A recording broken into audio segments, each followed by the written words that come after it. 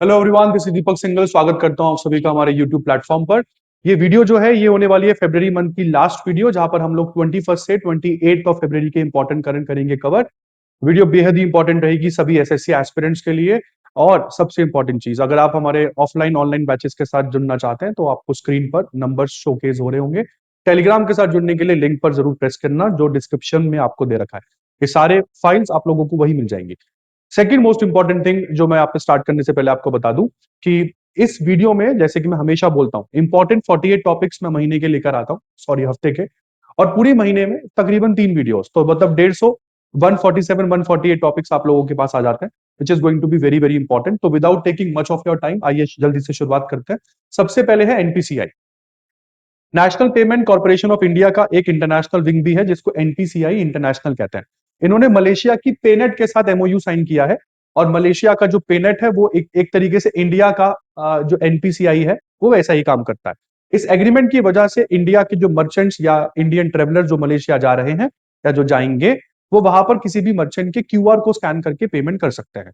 Secondly, इस तरीके का एग्रीमेंट अब बहुत ही जल्द इंडिया मलेशिया में दोबारा साइन होगा, जिससे सभी मलेशियन जो भारत आएंगे, वो भी किसी भारत के मर्चेंट को क्यूआर कोड स्कैन करके पेमेंट कर पाए। उससे संबंधित ऐसा एग्रीमेंट बहुत ही जल्द एक और बार फिर साइन होगा। इसके बाद भारत की वित्त मंत्री निर्मला सीतारमण जी ने यहाँ पर भारत विस्तार नाम से एक प्लेटफॉर्म लॉन्च किया, जिसमें 2 आर्टिफिशियल इंटेलिजेंस प्लेटफॉर्म इंटीग्रेट किए गए हैं, जिसमें एक सबसे इंपॉर्टेंट आता है एग्री स्टैक। इस भारत विस्तार में, विस्तार का मतलब क्या है? विस्तार का मतलब है virtually integrated system to access agricultural resources. और agri stack portal plus ICAR के जितने भी एग्रीकल्चर से संबंधित प्रैक्टिस पैकेज है, वो सब भारत विस्तार में इंटीग्रेट कर दिए गए। इसके बाद बेटा, ऑयल इंडिया लिमिटेड ने जीता फीपी अवार्ड।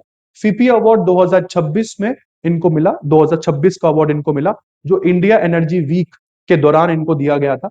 इस अवार्ड को प्रेजेंट किया है federation of Indian petroleum industry FIPI के द्वारा ही, during India energy week ceremony, जो कि इंडिया के गोवा में चल रही थी। इसके बाद भारत बना दुनिया का 9वां सबसे बड़ा ऊन उत्पादक देश। और भारत में सबसे ज्यादा ऊन जो उत्पादित होती है वो राजस्थान से होती है। आपको दोस्तों मुझे ये बताना है कि दुनिया में सबसे बड़ा ऊन उत्पादक देश कौन सा है? अगर भारत 9वें स्थान पर खड़ा है तो दुनिया के पहले स्थान पर कौन सा देश आता है? इसके बाद इंडिया की एयरफोर्स ने यहां पर अपना कॉम्बैट स्ट्रेंथ दिखाया। 27 फरवरी को एक्सरसाइज वायु शक्ति जो है वो पोखरण राजस्थान में हुई। क्यों हुई? ताकि ये दिखाने के लिए कि बाय चांस अगर कल को भी वॉर होता है तो राजस्थान के डेजर्ट में भी भारतीय सेना जो है वो सशक्त खड़ी है अपने दुश्मनों का सामना करने के लिए। तो ये एक बहुत ही इंपॉर्टेंट एक्सरसाइज थी हमारी फायर पावर कैपेबिलिटी को दर्शाने के लिए। इसके बाद दोस्तों, अंडमान निकोबार में डिगलीपुर में जोल टेकरी के पास एक मड वॉल्केनो जो है वो फूटा। मड वॉल्केनो कोई भी ऐसा वॉल्केनो होता है जिसमें लावा नहीं निकलता, इसमें मिट्टी, कीचड़, गैसें, पानी, ये सब निकलता है। और ये सब चीजें जो धरती के नीचे प्रेशर और फ्लूइड या कोई भी गैस की गतिविधि के कारण ऐसा होता है। इसी वजह से मड वॉल्केनो को सेडिमेंट्री वॉल्केनो या गैस ऑयल वॉल्केनो भी कह दिया जाता है। अब आते हैं डिगलीपुर पर। डिगलीपुर जो है वो नॉर्थ अंडमान में लोकेटेड छोटी सी जगह है जहां पर ये इरप्शन जो है वो होता है। इसके बाद आगे बढ़ते हैं दोस्तों। एशियन, मैं बात कर रहा हूं एशियन राइफल पिस्टल चैंपियनशिप 2026। इस एशियन राइफल पिस्टल चैंपियनशिप 2026 में भारत ने जीते हैं कुल मिलाकर 94 मेडल, जिसमें 51 गोल्ड, जिसमें 23 सिल्वर और 20 ब्रॉन्ज शामिल है। अब मैं विजेताओं पर आ जाता हूं। सबसे पहले 25 मीटर राउंड की बात करता हूं। 25 metre fire pistol senior round में अमनप्रीत सिंह ने गोल्ड जीता, गुरप्रीत सिंह ने सिल्वर, अंकुर गोयल ने ब्रॉन्ज। 25 मीटर राउंड जूनियर में सूरज शर्मा ने गोल्ड, मुकेश नेलावली ने सिल्वर और अभिनव देशवाल ने ब्रॉन्ज जीता है। 50 metre rifle prone women senior round में सिफ्ट कौर सामरा ने सिल्वर जीता है, तेजस्वनी सावंत ने ब्रॉन्ज। और 50 metre rifle prone women junior में धवलिका देवी ने ब्रॉन्ज जीता है। और इसी के साथ साथ मैं आपको बता दूं, इन चारों इवेंट्स में जितने भी टीम मैचेस हुए हैं, हमने सभी टीम मैचेस में अमूमन गोल्ड जीते हैं। सभी में 25 metre centre fire pistol round senior junior दोनों में हमारे जो है वो टीम गोल्ड आए हैं। 50 metre rifle prone women senior junior दोनों में हमारे टीम गोल्ड जो है वो आए। और ये पूरा की पूरा इवेंट दिल्ली में चल रहा था, डॉक्टर करनी सिंह शूटिंग रेंज में। इसके बाद यूनियन बजट ने यहाँ पर 2 बड़े टेलीस्कोप को कंस्ट्रक्ट करने के लिए पैसा जो है वो आवंटित कर दिया है। दोनों टेलीस्कोप्स के नाम है एनएलएसटी, एनएलओटी। एनएलएसटी सोलर टेलीस्कोप होता है और एनएलओटी जो है वो large optical near infrared telescope होता है। इसमें एनएलएसटी जो है उसमें 2 मीटर का अपर्चर होता है, 2 मीटर अपर्चर। और ये एनएलएसटी नामक टेलीस्कोप जो है वो लद्दाख के पैंगोंग सो में बनेगा। और इसी के साथ भारत का ये तीसरा टेलीस्कोप होगा एनएलएसटी कैटेगरी का। इससे पहले ऐसे 2 टेलीस्कोप जो है उसमें से एक तमिलनाडु में ऑलरेडी है, जिसको आप लोग कोदई कनल सोलर ऑब्जर्वेटरी कहते हैं, और दूसरा राजस्थान के उदयपुर सोलर ऑब्जर्वेटरी के नाम से जाना जाता है। अब मैं एनएलओटी पर आता हूं। एनएलओटी में यहाँ पर 13.7 मीटर का अपर्चर होता है और इसको बनाया जाएगा लद्दाख के हिलने में। इसके बाद हम बात करते हैं संगम नागा ट्राइबल बॉडी के बारे में। ये नाम है इस ट्राइबल बॉडी का, पूरा नाम है यूनाइटेड संगतम लिखुम पुमजी ट्राइबल बॉडी। और बहुत ही इंपॉर्टेंट एक ऐसा एफर्ट इस ट्राइबल बॉडी ने दिखाया है कि किस तरीके से वन और संसाधनों को बचाने के लिए समुदाय अपनी भूमिका निभा सकते हैं, जो क्लास 10th में भी आप लोगों को पढ़ाया जाता था। बहुत ही जल्द बच्चों को यह भी पढ़ाया जाएगा। ये जो है वो है यूनाइटेड संगतम लिखुम पुमजी, एक ट्राइबल बॉडी है नागालैंड की, और इन्होंने पूरे की पूरे इलाके में पेंगोलिन जो है, पेंगोलिन कुछ इस प्रकार के एनिमल होते हैं, तो पेंगोलिन जो है इनको हंट और इनमें ट्रेड करना, इन दोनों चीजों पर इन्होंने बैन लगा दिया है पूरी तरीके से। आपको बता दूं मैं, पेंगोलिन की 2 प्रजातियां भारत में पाई जाती हैं, एक इंडियन है और एक चाइनीज प्रजाति है, और आईयूसीएन की सूची के अनुसार दोनों ही प्रजातियां एंडेंजर्ड है। इसके बाद बात करते हैं Bharat. According to Counterpoint research data, Bharat बना दुनिया का सबसे बड़ा smartphone user country. 740 million active smartphone users Bharat में है, और हम थोड़े ही पीछे हैं चाइना से। इसके बाद प्राइम मिनिस्टर नरेंद्र मोदी ने इस महीने में सेवा तीर्थ को इनॉग्रेट किया। सेवा तीर्थ जो कि प्राइम मिनिस्टर ऑफिस का नया नाम माना जा रहा है। इस बिल्डिंग में पीएमओ के अलावा नेशनल सिक्योरिटी काउंसिल सेक्रेटेरिएट और कैबिनेट सेक्रेटेरिएट भी इस बिल्डिंग में होगा। इसके साथ साथ प्राइम मिनिस्टर मोदी ने कर्तव्य भवन 1 और कर्तव्य भवन 2, ये 2 बिल्डिंग्स और इनॉग्रेट करी है, जिसमें भारत के अमूमन ऑलमोस्ट सारी मिनिस्ट्रीज के ऑफिस, जैसे finance ministry, defence ministry, child and welfare ministry, corporate affair ministry, education, culture, law and justice, tribal affairs, almost सभी मंत्रालय जो हैं वो इन दोनों कर्तव्य भवन में होंगे। तो बड़ा क्वेश्चन आएगा कि नॉर्थ ब्लॉक और साउथ ब्लॉक का अवसर क्या होगा, तो आगे वो भी मैं आपको पढ़ाऊंगा। हालांकि इस सेवा तीर्थ का टैगलाइन जो दिया गया है वो दिया गया है नागरिक देवो भव। इसके बाद केरला की बात करते हैं बेटा। केरला की सरकार ने यहाँ पर स्त्री सुरक्षा योजना लॉन्च करी है, जहां पर इकोनॉमिकली बैकवर्ड लड़कियां और ट्रांस वुमेन जो है उनको केरला की सरकार 1,000 रुपए प्रति महीने की पेंशन जो है वो देगी। आपको बता दूं ये केवल उन्हीं महिलाओं को दिया जाएगा जो 35 से 60 साल के बीच में आती हैं और जो पहले से ही किसी भी योजना के अंतर्गत पैसा किसी भी सरकार से ना ले रही हो। मैं आई सेड ना ले रही हो। अगर आप किसी भी सरकार से पैसा ले रहे हो तो फिर केरला की स्त्री सुरक्षा योजना में आपके लिए कोई जगह नहीं। इसके बाद ये बने बल्गेरिया के अंतरिम प्रधानमंत्री, नाम है इनका एंद्रे एंद्रे ग्योरोव। एंद्रे ग्योरोव बल्गेरिया की बल्गेरियन नेशनल बैंक नामक party, sorry, national Bulgarian national bank के गवर्नर भी रह चुके हैं, और इनको इंटरिम पीएम बनाया गया है। एंद्रे ग्योरोव जो है वो एक फॉर्मर लॉ मेकर है, एक पार्लियामेंट्री लीडर रह चुके हैं, और ये एक रिफॉर्मिस्ट ग्रुप चलाते हैं जिसका नाम है वी कंटिन्यू द चेंज। अगर हम बल्गेरिया की बात करते हैं तो बल्गेरिया की कैपिटल सोफिया है, और यहाँ पे करेंसी यूरो चलती है। इसके बाद डिफेंस एक्विजिशन काउंसिल पर आता हूं दोस्तों। डैक ने हाल फिलहाल में 3.25 लाख करोड़ की डील जो है वो अप्रूव कर दी है। 3.25 लाख करोड़ रुपए से भारत जो है वो फ्रांस से 114 रफाल जेट जो है वो परचेज करेगा। 114 रफाल जेट के अलावा भारत जो है वो 6 additional Boeing P-8I maritime petrol aircraft जो है ये भी परचेज करेगा इंडियन नेवी के लिए। इसके बाद आगे बढ़ते हैं दोस्तों। नेक्स्ट इंपॉर्टेंट है, प्राइम मिनिस्टर मोदी ने हाल फिलहाल में cabinet committee on economic affairs जो है वो चेयर करी, और यहाँ पर भारत का पहला under water road cum rail tunnel project जो है वो अप्रूव हो गया है। ये road cum rail tunnel project Brahmaputra नदी के नीचे बनेगा, मतलब ब्रह्मपुत्र नदी में बनेगा। इस प्रोजेक्ट में तकरीबन 15.79 किलोमीटर की 2 ट्यूब चलेंगी। वो टनल बोरिंग मशीन से उनको खोदा जाएगा, ये भी आपको बता दूं। और ये under water road cum rail tunnel होगी जो कि ब्रह्मपुत्र नदी में बनाई जा रही है, जिसकी टोटल लेंथ 15.79 किलोमीटर की है। हालांकि अगर इस पूरे प्रोजेक्ट की लेंथ आपको बताऊं तो वो 33.7 किलोमीटर की होगी, जो कि गोपुर को नुमालीगढ़ से जोड़ेगी। गोपुर जो कि नेशनल हाईवे नंबर 15 पर आता है, और नुमालीगढ़ जो नेशनल हाईवे नंबर 715 पर आता है। इसके बाद आगे बढ़ते हैं। भारत बहुत ही जल्द अपना पहला काऊ म्यूजियम जो है, काऊ कल्चर म्यूजियम यूपी के मथुरा में खोलेगा, और ये यूपी के मथुरा में कहाँ खुलने वाला है म्यूजियम? तो पंडित दीनदयाल उपाध्याय वेटरनरी साइंस जो यूनिवर्सिटी है, वहां पर ये काउ कल्चर म्यूजियम जो है ये खोला जाएगा। जी। अब यूनियन कैबिनेट की बात करते हैं तो इन्होंने नॉर्थ ब्लॉक और साउथ ब्लॉक दोनों को युगे युगीन भारत नेशनल म्यूजियम में कन्वर्ट किया। प्राइम मिनिस्टर नरेंद्र मोदी जो है उन्होंने यहाँ पर जब सेवा तीर्थ इनॉग्रेट किया था, तब भी मैंने आपको बोला था कि नॉर्थ ब्लॉक और साउथ ब्लॉक का ये लोग क्या करेंगे, तो उसको युगे युगीन नेशनल म्यूजियम जो है उसमें कन्वर्ट किया जाएगा।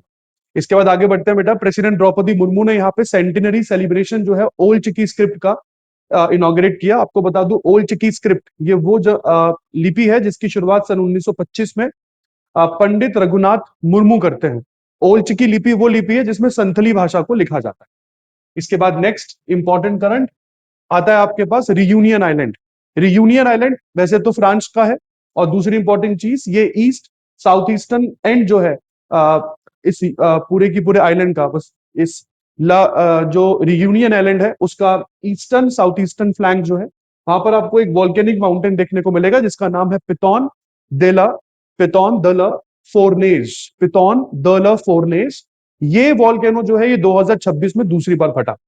पहली बार ये जनवरी 18 को फटा था, और इस बार दूसरी बार अगर आप देखें तो तकरीबन 2 साल तक इनएक्टिव रहा। 2 साल तक, और 1 साल में 2 बार ये वॉल्केनो जो है ये फटा है। अगर हम फ्रांस के बारे में बात करें तो फ्रांस की दुनिया के बाहर बहुत सारी आप लोगों को ओवरसीज कॉलोनीज भी आज देखने को मिल जाएंगी, जिसमें रियूनियन आइलैंड उसमें से एक है। इसके बाद बारबाडोस, ये वही बारबाडोस है जहां पर भारतीय T20 वर्ल्ड कप की टीम जो है, जीतने वाली टीम जो फंसी थी कुछ दिनों के लिए, बारबाडोस की प्राइम मिनिस्टर जो बनी है ये मिया अमोड मॉटले। मिया अमोड मॉटले के बारे में बात करें तो ये तीसरी बार लगातार बारबाडोस आइलैंड जो है उसकी प्राइम मिनिस्टर बनी है for the third consecutive time. ये बारबाडोस लेबर पार्टी से बिलोंग करती है। बारबाडोस की पार्लियामेंट में कुल मिला के 30 सीटें ही हैं, और 30 की 30 जो है इन्होंने जीती।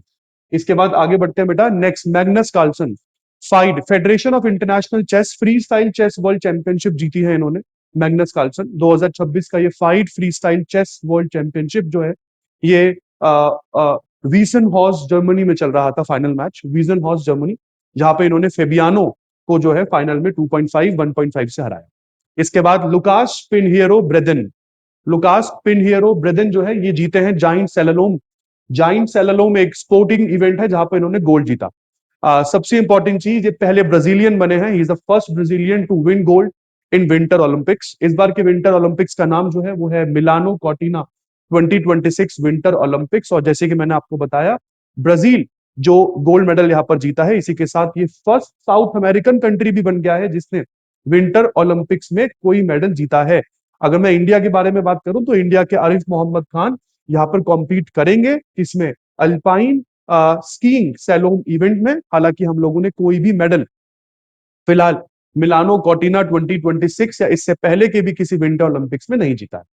इसके बाद बेटा जोहान्स क्लीबो के बारे में बात करते हैं। जोहान्स क्लीबो, इसी विंटर ओलंपिक्स की बात हो रही है, नॉर्वे के हैं। इन्होंने 9th विंटर ओलंपिक मेडल अपना जीत लिया है, रिकॉर्ड बना दिया है इन्होंने जोहान्स क्लीबो ने। और नॉर्वे को जिताया इन्होंने गोल्ड, किसमें? मेंस 4x7.5 किलोमीटर रिले में। तो ये मिलानो कॉर्टिना 2026 के 4x7.5 kilometre relay mains event के गोल्ड चैंपियन है। और आपको बता दूं, इन टोटल जो मेडल है अभी फिलहाल मेडल टैली में, तो इन टोटल मेडल टैली में जो नॉर्वे है वो नंबर 1 पर चल भी रहा। इसके बाद नेक्स्ट राशिद खान। राशिद खान बने पहले बॉलर जिन्होंने 700 विकेट्स का आंकड़ा छुआ T20 वर्ल्ड कप में। ICC men's T20 world cup जो फिलहाल इंडिया और श्रीलंका दोनों मिलकर को होस्ट कर रहे हैं। सेकेंड इंपॉर्टेंट चीज, इनकी 700 विकेट जो है वो मोहम्मद अरफान की थी। आपको मुझे ये बताना है कि मोहम्मद अरफान जो है ये कौन सी टीम से प्ले करते हैं। इसके बाद union health minister Jagat Prakash Nadda, JP Nadda, इन्होंने यहाँ पर इंडिया आर्टिफिशियल इंटेलिजेंस समिट जो न्यू दिल्ली में चल रही थी, वहां पर 2 आर्टिफिशियल इंटेलिजेंस प्लेटफॉर्म लॉन्च करे। इसमें एक का नाम साही है और दूसरे का नाम बोध। साही की बात करते हैं तो it is called strategy for artificial intelligence in health care, और बोध की बात करते हैं तो it is bench marking open data platform for health artificial intelligence. तो ये 2 प्लेटफॉर्म इन्होंने इंडिया इंटेलिजेंस जो सबमिट है आर्टिफिशियल इंटेलिजेंस, जहां पर वो गलगोटियाज और गलगोटियाज के डॉगी ने बवाल मचा दिया था, जो इन्होंने चाइना से मंगवाया और उसके बाद अपना दिखाया, मैं उसी इवेंट की बात करता हूँ। इसके बाद प्राइम मिनिस्टर नरेंद्र मोदी ने यहाँ पर कुमार भास्कर वर्मा सेतु और नॉर्थ ईस्ट इंडिया का पहला इमरजेंसी लैंडिंग फैसिलिटी असम में इनॉग्रेट किया। ये दोनों प्रोजेक्ट की लगभग कीमत 5450 करोड़ की है, जिसमें एक तो कुमार भास्कर वर्मा सेतु है जो ब्रह्मपुत्र नदी के ऊपर बना हुआ है, और दूसरा एनएच नेशनल हाईवे पर एक स्ट्रिप बनाई गई है जहां पर इमरजेंसी में फाइटर जेट जो है वो लैंड कर सकते हैं। और ये इमरजेंसी स्ट्रिप जो है वो डिब्रूगढ़ डिस्ट्रिक्ट में है, असम के। नेक्स्ट कैबिनेट की बात करते हैं। इन्होंने पीएम राहत स्कीम को दिया है यहाँ पर एक तरीके से अप्रूवल। राहत स्कीम क्या बोलती है कि अगर बाई चांस किसी भी रोड एक्सीडेंट, बाइक एक्सीडेंट में अगर कोई बहुत जख्मी है और उस जख्मी हालत में आप उस इंसान को हॉस्पिटल लेकर जाते हैं, तो हॉस्पिटल अथॉरिटीज को तत्काल प्रभाव से उसका ट्रीटमेंट करना पड़ेगा विदाउट आस्किंग फॉर मनी। यहाँ पर पैसा जो है वो कैशलेस ट्रीटमेंट आप लोगों को दिया जाएगा, पैसा सरकार की तरफ से मिलेगा। एक्सीडेंट की डेट से 7 दिनों तक आप इस ट्रीटमेंट को अवेल कर सकते हैं, और पर पर्सन 1.5 लाख रुपए का कवर आपको सरकार पीएम राहत में देती है। इसके बाद ओम बिरला की बात करते हैं। प्राइम मिनिस्टर बांग्लादेश के चेंज हो गए हैं तकरीबन 3 दशक के बाद। बांग्लादेश की नई पीएम का नाम तहरीके रहमान। हालांकि इनके बारे में मैंने पिछली करंट वीडियो में भी कवर किया था कि इनकी मदर जो है खालिदा जिया, जो कि बांग्लादेश की पहली महिला प्राइम मिनिस्टर भी थी, उनका देहांत हुआ था। उनसे पहले ही ये बांग्लादेश में आ चुके थे।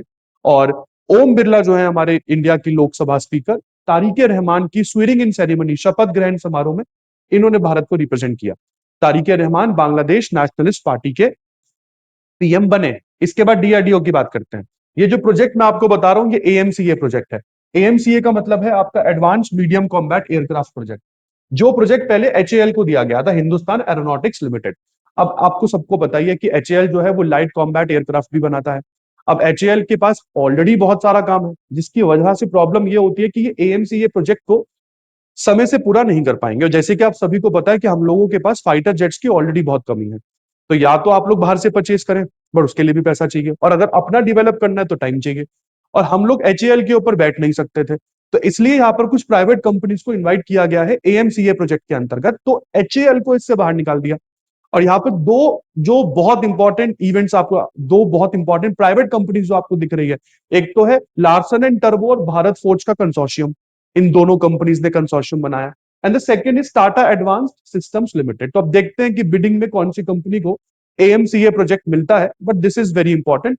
इस प्रोजेक्ट में हम इंडियन जो है वो 5th जनरेशन अपना खुद का फाइटर क्राफ्ट बनाने की बात कर रहे हैं। अगर मैं रफाल की बात भी करता हूं, तो रफाल भी कुछ 4.5 जनरेशन का एयरक्राफ्ट है जो हम लोगों ने फ्रांस से परचेज किया था। इसके बाद Henley and partners, Henley passport index की बात करता हूं। ये इंडेक्स मैंने पिछले महीने भी कवर करवाया था। ये इस इंडेक्स की दूसरी रिपोर्ट है। पिछले महीने में अगर हम देखें हेनली पासपोर्ट इंडेक्स में, तो भारत की रैंकिंग आई थी कुछ 80th।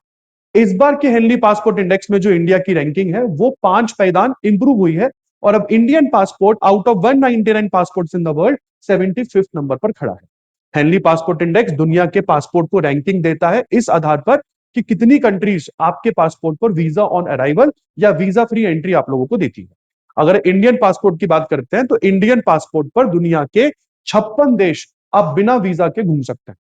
इसके बाद आगे बढ़ते हैं। स्मृति मानधना जो है ये बनी BBC Indian sports women of the year. Smriti Mandhana का ये पहला अवार्ड है, और विमेन वर्ल्ड कप 2025 इन्होंने जीता। पहली बार भारत की महिला टीम ने वर्ल्ड कप जीता। उसके लिए जो इंडियन टीम की ओपनर भी है ये स्मृति मानधना, इनको BBC Indian sports women of the year का अवार्ड मिला। न्यू दिल्ली में अवार्ड सेरेमनी थी। इसके बाद पारस डोगरा की बात करते हैं। पारस डोगरा बेहद इंपॉर्टेंट करंट होगा। रणजी ट्रॉफी में फास्टेस्ट 10,000 रन पूरे करने वाले बैट्समैन बने हैं पारस डोगरा। ये रिकॉर्ड जिससे पहले था, पारस डोगरा से पहले ये रिकॉर्ड जिसके नाम था वो वसीम जाफर थे।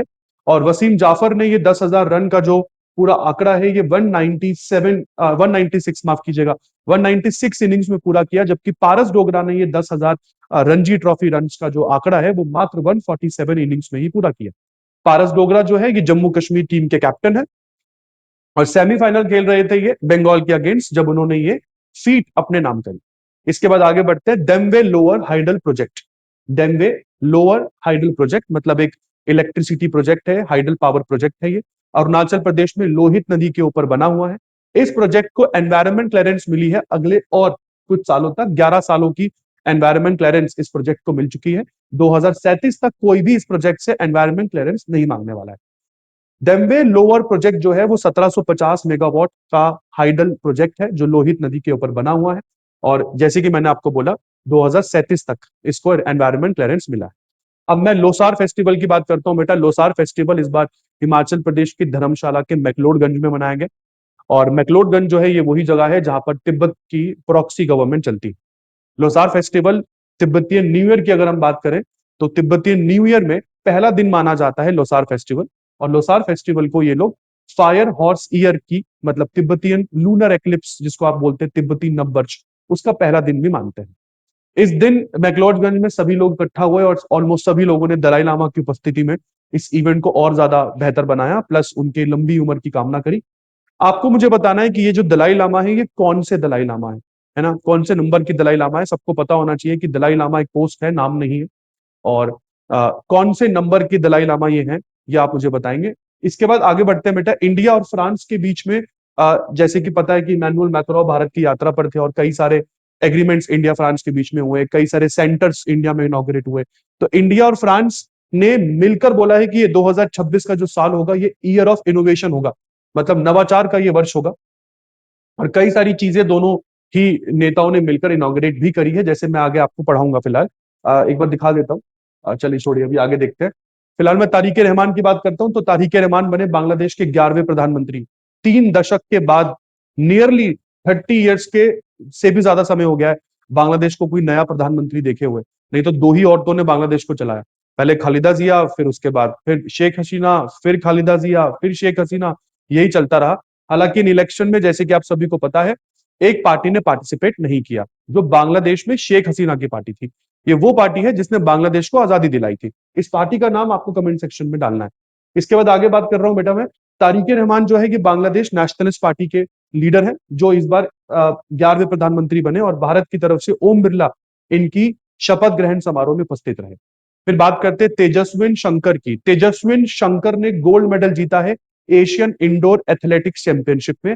पहला क्वेश्चन तो यही आता है कि एथलेटिक्स चैंपियनशिप चल कहाँ रही थी, तो चाइना के शहर तियानजिन में चल रही थी। अब बात करते हैं और कौन कौन से किसने किसने कितने कितने मेडल जीते। टोटल मिला के 5 मेडल हम लोगों ने जीते हैं और नंबर के हिसाब से भारत ने छठे पैदान पर खत्म किया है, जिसमें गोल्ड मेडल तो है तेजस्विन शंकर के नाम पर।